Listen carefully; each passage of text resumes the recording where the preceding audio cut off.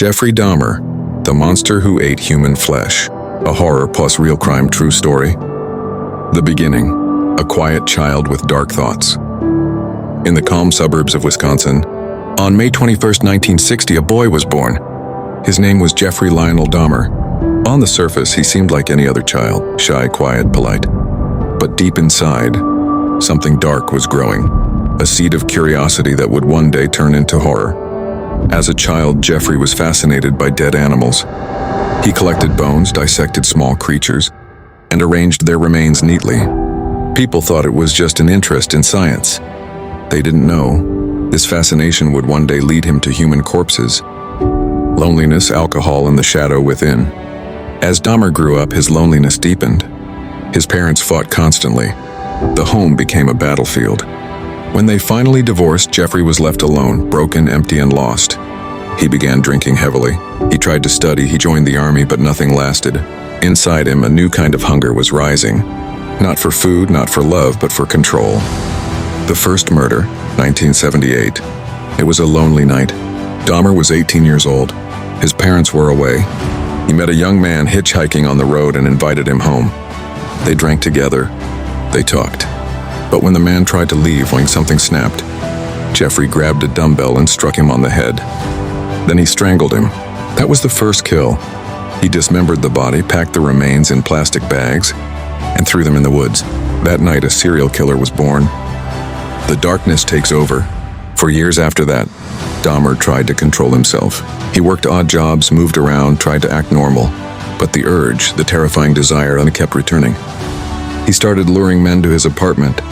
He gave them drinks mixed with drugs, waited until they were unconscious, and then experimented on their bodies. Dahmer once said, "I didn't want them to leave. I wanted them to stay with me forever."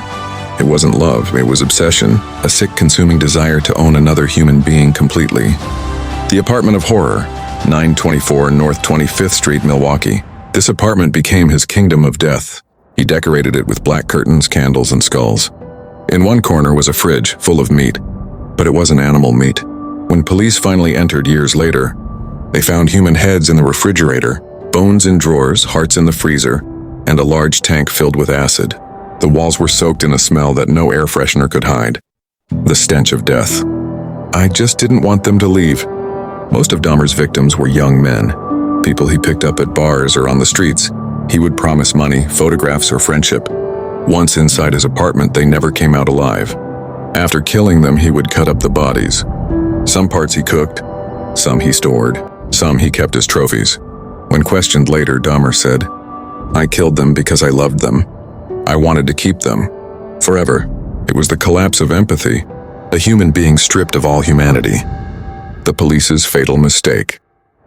One night, one of Dahmer's victims, a teenage boy, managed to escape. He ran out of the apartment naked and terrified.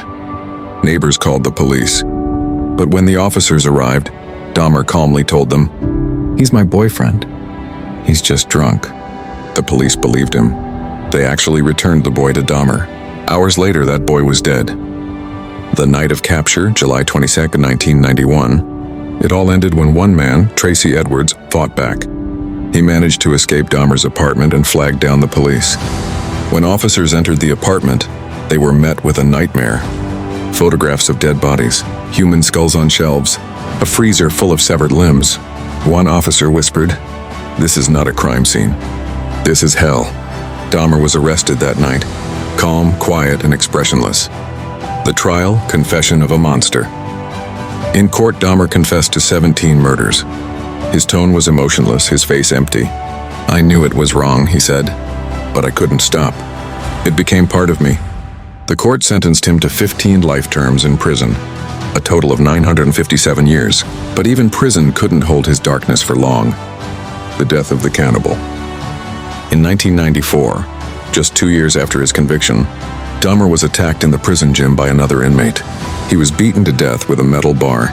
When asked why, the killer replied, "I killed the devil." And just like that, the life of one of history's most terrifying serial killers ended. The darkness of the human soul. Jeffrey Dahmer's story isn't just about murder. It's about the limits of human sanity, about what happens when empathy dies, when loneliness turns to madness, And when curiosity becomes destruction, he wasn't hungry for flesh alone. He was hungry for control, attention, and belonging. He wanted to own people and body and soul.